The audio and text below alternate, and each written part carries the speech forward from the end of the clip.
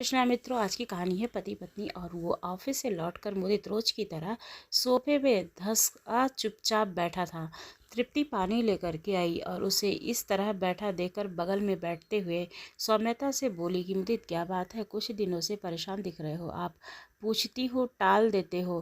Please बताओ ना, क्या बात है? शायद कुछ मदद कर सकूं। हालांकि तृप्ति को उम्मीद कम ही थी कि मुदित कुछ बताएगा, फिर भी उसने मुदित की हथेली अपनी हथेली में रखते हुए कहा, कह देने से मन हल्का हो जाता है। इस बार मुदित ने तृप्ति की ओर देखा, गहरी सांस ली और हल्के से बोला, तुम कहती हो कि तुम मेरी खुशी के लिए कुछ भी कर सकती हो? आंखों में प्रश्न भाव लिए मुदित तृप्ति के चेहरे पर नजरें गड़ाए बैठा था।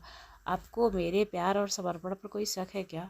हाँ, मैं आपकी खुशी के लिए कुछ भी कर सकती हूँ। इस बार मुदित ने अटकते हुए कुछ बेशर्म शब्दों को मुंह से निकाला। मैं सहकर्मी रिया से प्यार करता हूँ, और वो भी। हम दोनों शादी करना चाहते हैं, तुम समझ रही हो ना?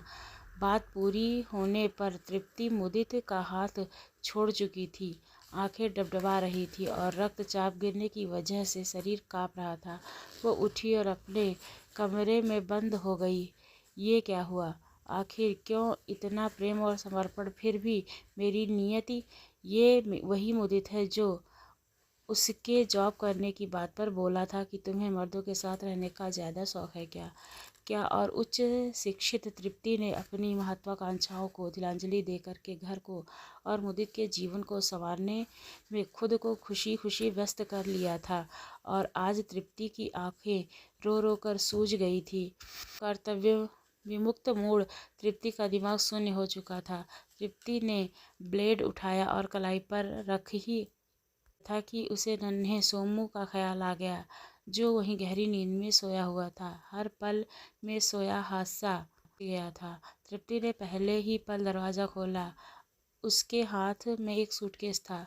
मुदित चुपचाप खड़ा था। तृप्ति ने उसे सूटकेस पकड़ाते हुए दृढ़ता से कहा, हाँ, आपकी खुशी के लिए कुछ भी कर सकती हूँ। आपको आज़ाद कर रही हूँ।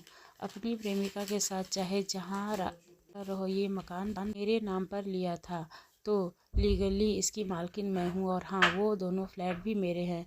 ये कार की चाबी यहीं रखते जाना, मेरे पापा ने दी है। अब आप जा सकते हैं। आवाज़ खड़ा मुदित घर से निकल लिया। उसे शांत और सौम्य तृप्ति से कुछ और ही उम्मीद थी। 2 घंटे बाद ही मुदित वापस दरवाजे पर था। तृप्ति, मुझे माफ़ कर दो प्लीज़।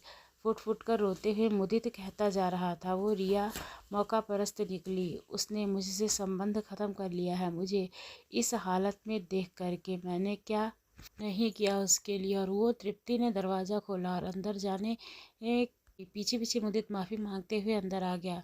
माफ़ कर दो ना मुझे, मैं भटक गया था। मौका परस्त तो तुम भी हो मुदित, पर मैं तुम्हारे जैसी नहीं हूँ। तुम इस घर में मेरे साथ तो रहोगे, पर मेरा प्यार, समर्पण और भावनाएं तुम्हें नहीं मिलेंगी। तुम अब मेरे पति नहीं हो। मेरा पति उसी दिन खो गया था जब उसके मन में किसी और के लिए आकर्षण पैदा हुआ था। अब तुम सिर्फ एक परित्याग हो, कहकर तृप्ति सोमू को लेकर के अपने कमरे में चली जाती है। मित्रों, वो रिश्ता उसी टाइम ख़त्म हो जाता है जब आपको धोखा दे। आपको कहानी कैसी लगी ज़रूर बताइएगा। अगर अच्छी लगी तो चैनल को सब्सक्राइब कीजिएगा।